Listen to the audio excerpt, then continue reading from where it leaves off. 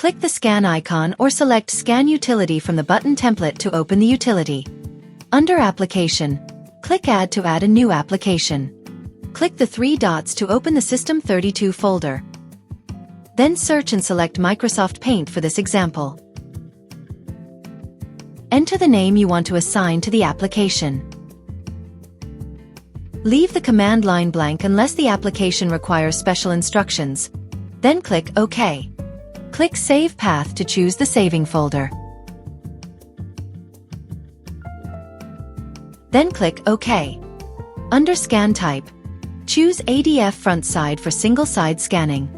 Under Scan Mode, select Color for this example.